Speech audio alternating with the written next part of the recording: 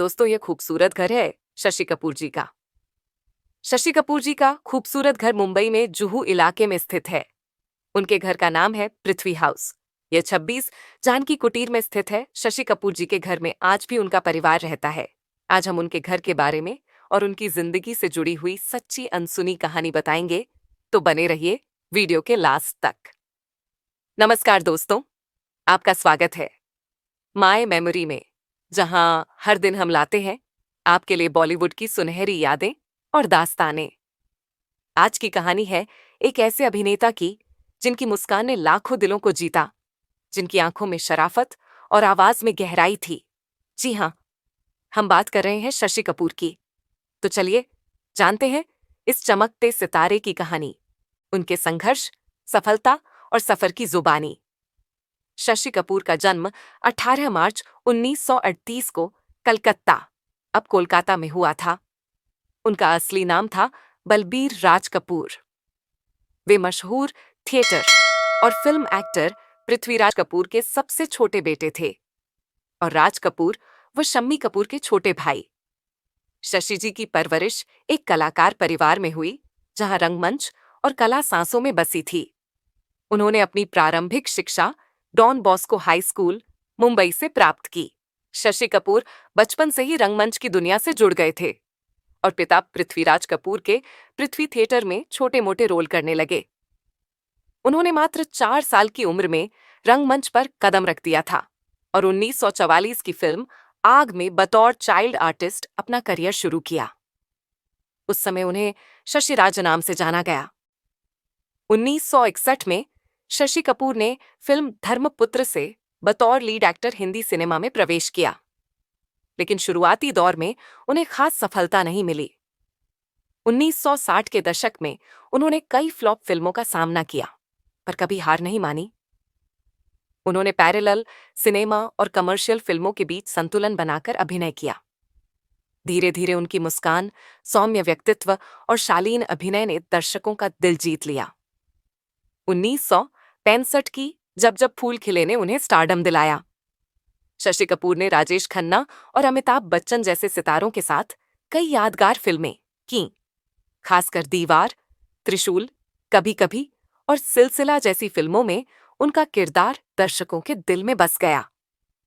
मेरे पास मां है का उनका शांत जवाब, मैं तुम्हारे साथ नहीं हूं, लेकिन मैं तुम्हारे खिलाफ भी नहीं हूं, आज भी याद किया जाता है। शशि कपूर सिर्फ हिंदी सिनेमा तक सीमित नहीं रहे। उन्होंने ब्रिटिश और अमेरिकी फिल्मों में भी काम किया। द हाउस होल्डर, शेक्सपियर वाला, हीट एंड डस्ट और बॉम्बे टॉकी जैसी इंग्लिश फिल्मों में उनका योगदान उल्लेखनीय रहा। उनकी पत्नी जेनिफर केंडल भी ब्रिटिश थिएटर आर्टिस्ट थीं और उन्होंने मिलकर पृथ्वी थिएटर को फिर से जीवित किया।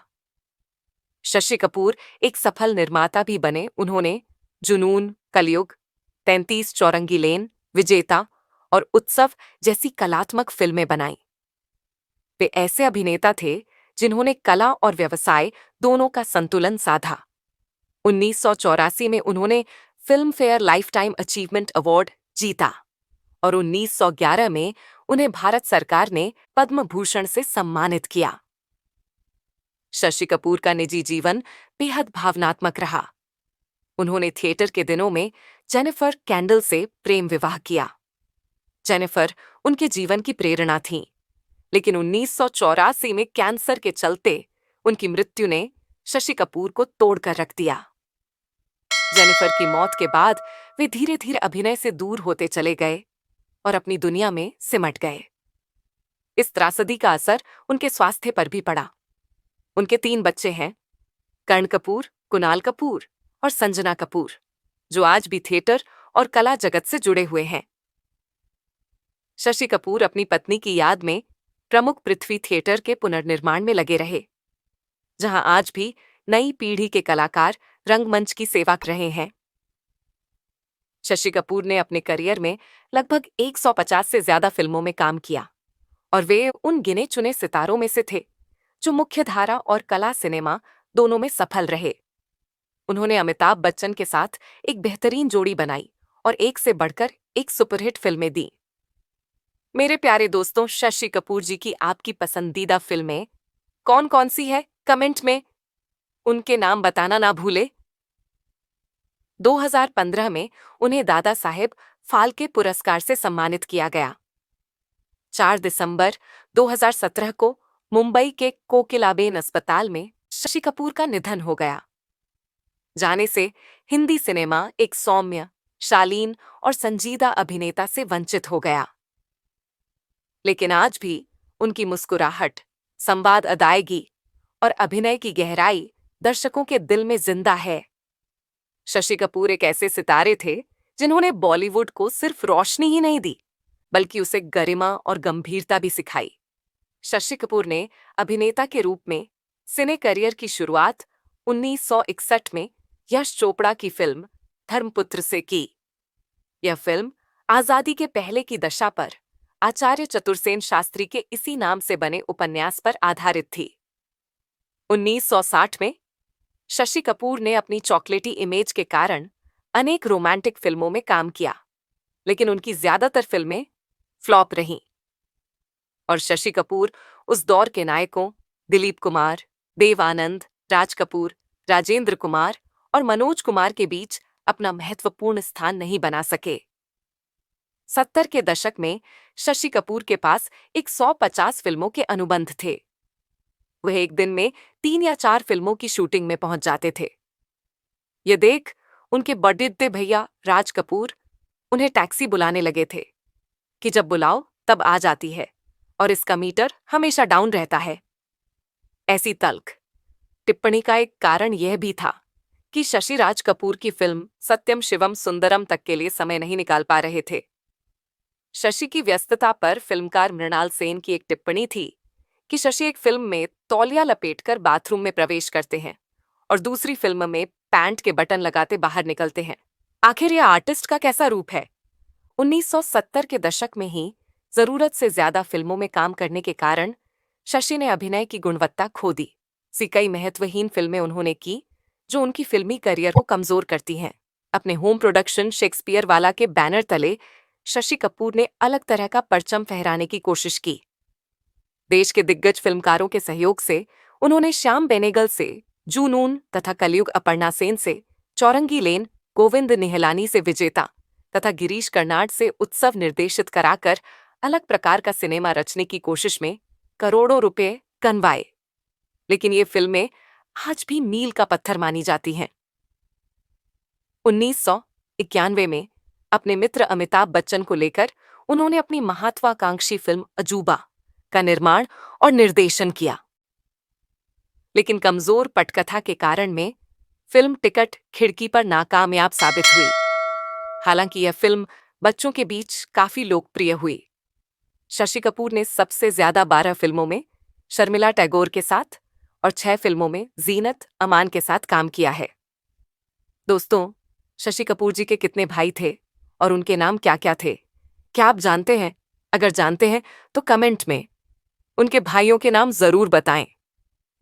उनकी पसंदीदा अदाकाराएं नंदा, राखी, शर्मिला टैगोर और जीनत अमान हैं। उन्होंने अभिनेता प्राण के साथ करीब 10 फिल्मों में काम किया। इसमें उनकी बतौर बाल कलाकार भी एक फिल्म शामिल है। शशि कपूर और अमिताभ बच्चन ने एक साथ 11 फिल्मों में काम किया है, जिनमें से 4 फिल्में दीवार, सुहाग, त्रिशूल और नमक हलाल सुपर डुपर हिट थीं। रोचक बात यह है कि कई फिल्मों में सपोर्टिंग हीरो होने के बावजूद भी शशि कपूर को ज्यादा फीस मिलती थी, क्योंकि शशि कपूर अपने जमाने के सबसे ज्यादा फीस लेने वाले एक्टर्स में शामिल थे। अगली कहानी है शशि कपूर की जीवन साथी हमसफर की।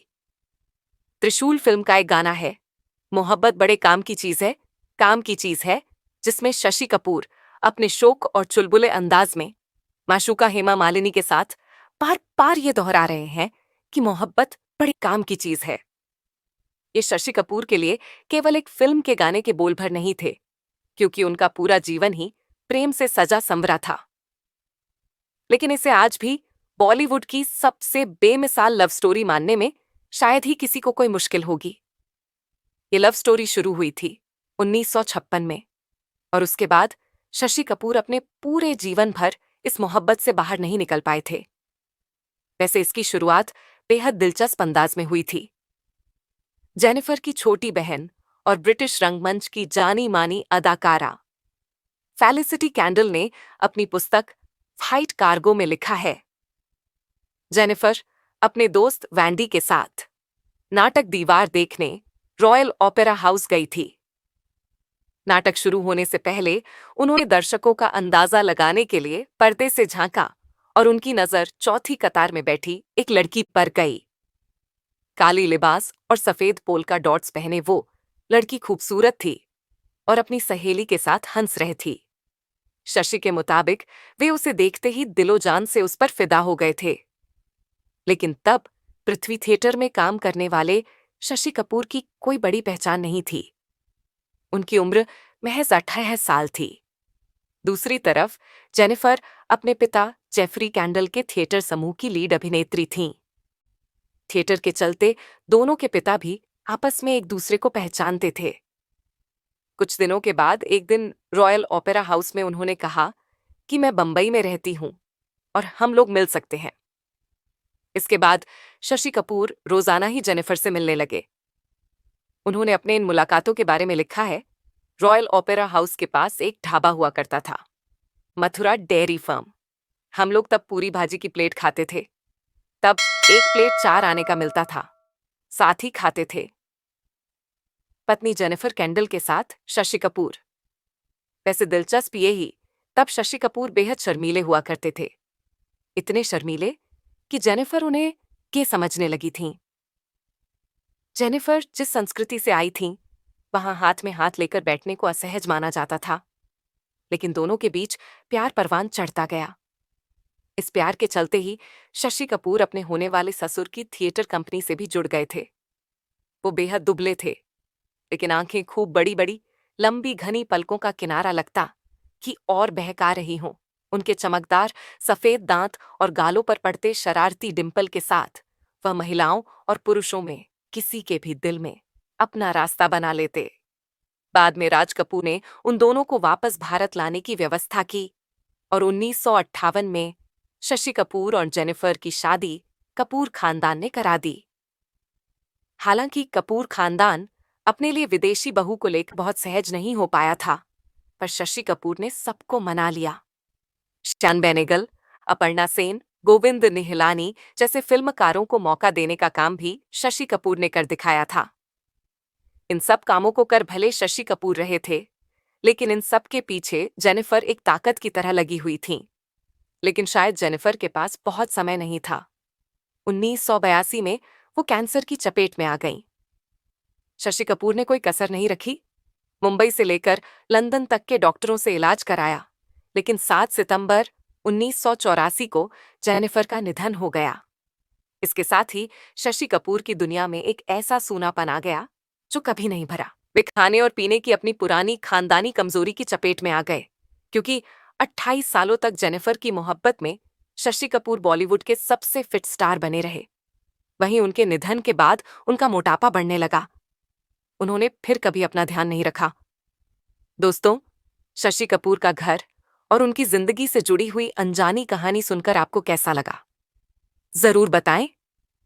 दोस्तों, अगर आपको शशि कपूर की ये कहानी पसंद आई हो तो वीडियो को लाइक करें, चैनल को सब्सक्राइब करें और कमेंट में जरूर बताएं कि उनकी कौन सी फिल्म आपकी फेवरेट है। फिर मिलेंगे एक और दास्तान के साथ माय मेमोरी में। तब तक यादों में जिएं, सिनेमा से जुड़े रहें।